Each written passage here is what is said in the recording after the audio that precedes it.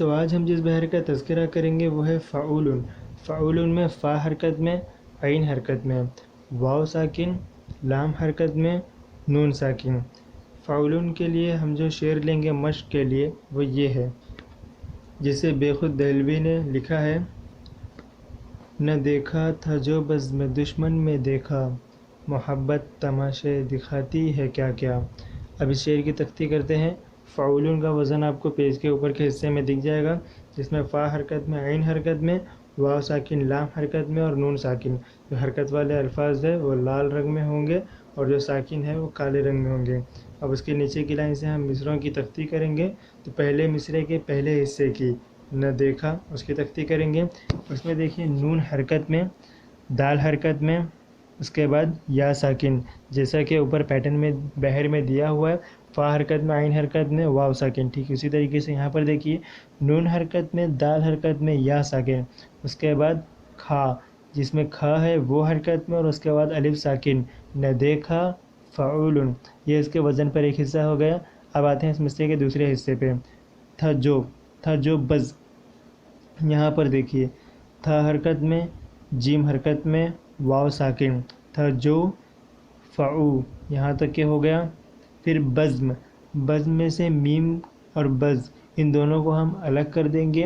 جو بز ہے وہ حرف کے یہ اس وزن کے اس طرف آ جائے گا اور میم اس طرف چلا جائے گا۔ تھا جو بز فعول، یہ اس حصے میں آ گیا۔ اس کے بعد میں دشمن، بز میں دشمن کا جو میم ہے وہ اس حصے میں یعنی کہ نیچے کی لائن میں آ گیا ہے۔ یہ اس کا میم ہے جس پہ حرکت ہے۔ اس کے بعد دال جس میں حرکت ہے، شین جو کہ ساکن ہے، پھر میم جو حرکت میں ہے اور اس کے بعد نون، میں دشمن فعول، یہ اس کے وزن پر ہو گیا۔ اس کے بعد میں دیکھا، میں دیکھا میں دیکھیے میں لکھتے وقت ہم کس طرح لکھتے ہیں، میم یا نون غنہ، مگر اس وزن پر جب ہم شعر پڑھ رہے ہیں تو ہم میں دیکھا اس طریقے سے پڑھتے ہیں، یعنی کہ میم کے بعد والی یا اور نون غنہ کو ہم نہیں کھینچتے۔ میم کو بس ایک زیر کی بقدر کھینچا جائے گا، اس لیے تختے میں لکھتے وقت بھی میم اکیلے ہی آئے گا، اس کے ساتھ یا اور نون غنہ نہیں آئے گا۔ میں دیکھا یعنی کہ میم جس پر ایک زیر، اس کے بعد دال حرکت میں، یا ساکن، کھا حرکت میں، الف ساکن، میں دیکھا فعول، یہ اس کا وزن پورا ہوا۔ اب آتے ہیں نیچے کی لائن میں یعنی کہ نیچے کے مصرعے میں۔ دوسرے مصرعے کا پہلا حصہ دیکھیے محبت۔ اب محبت میں دیکھیے میم حرکت میں، ہا حرکت میں، اس کے بعد با پر تشدید ہے۔ تشدید کا مطلب ہوتا ہے دو حرف جس میں پہلا ساکن اور دوسرا حرکت میں ہے۔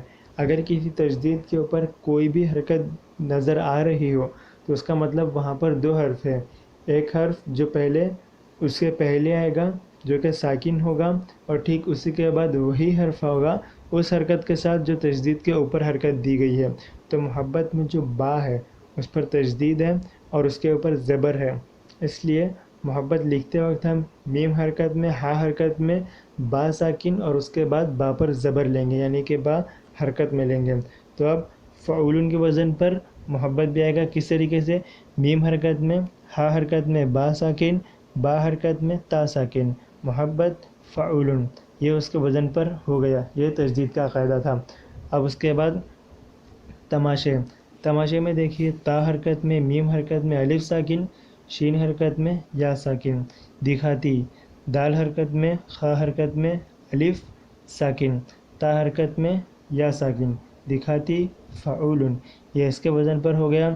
ہی کیا کیا۔ اب یہاں پر دیکھیے ہی میں ہا جو ہے اس کے بعد یا آتی ہے، مگر ہم حاضر ہی لکھتے ہیں کیونکہ ہم شعر پڑھتے وقت اس مرتبہ اس ہا کو یا کے بقدر نہیں کھینچ رہے۔ اگر ہم ہی اس طریقے سے پڑھتے تو یا آتی، مگر ہم پڑھتے وقت پڑھتے ہیں ہی، یعنی کہ ایک زیر، دکھاتی ہے کیا کیا، یعنی کہ ہلکے سے زیر کی مقدار میں ہم اسے کھینچتے ہیں، اس لیے زیر کی مقدار میں ہی پڑھیں گے۔ اب اس کے بعد کیا کیا۔ تختی کے حساب سے یہاں پر بہت زیادہ ورڈ آپ کو جو حرف ہے وہ زیادہ دکھائی دے رہے ہوں گے، مگر کیا کیا کا ایک فرق جان لیجئے۔ اگر یہاں پہ ہوتا کیا تو اس میں کیا ہوتا ہے، کاف پر زیر ہوتی ہے، اس کے بعد صاف پتہ چلتا ہے کہ یا پر زبر ہے، تو کیا۔ یہاں پر ہم اگر کیا یوز کریں گے تو اس کا وزن خراب ہو جائے گا، یعنی کہ وہ اس تختی پہ نہیں بیٹھے گا کیونکہ اس کی آواز نیچے سے ہو کر اوپر جاتی ہے، یعنی کہ زیر کے یہاں سے نیچے سے ہو کے پھر اوپر کی طرف جاتی ہے، تو اس کی وجہ سے وزن تبدیل ہو جائے گا۔ مگر کیا بولنے کے لیے ہمیں جو کاف کی آواز ہے اسے پوری نیچے نہیں لانی ہوتی ہے، ایک کرو کی طرح بنتا ہے، ہماری آواز ہلکی سی نیچے آ کے وہیں سے اوپر چلی جاتی ہے، جس سے وزن میں ہمارے فرق نہیں آتا۔ تو کیا اور کیا یہ دونوں الگ سیم وزن میں نہیں آتے، دونوں کا وزن الگ ہے، ہو سکتا ہے کہیں کہیں دونوں سیم وزن پر آ بھی جائے، مگر اس جگہ کیا کا وزن جو ہے وہ کا پر ہے، یعنی کہ کا اور کیا دونوں ایک ہی وزن پر ہے، تو یہاں پر کیا لکھتے وقت ہمیں کنفیوز نہیں ہونا ہے۔ اگر کیا ہوتا تب یہاں پر وزن تبدیل ہوتا، کیا میں جو آواز ہے کاف کی وہ پوری نیچے نہیں آتی، وہ ہلکا سا نیچے ہو کر پھر اوپر کی طرف چلی جاتی ہے۔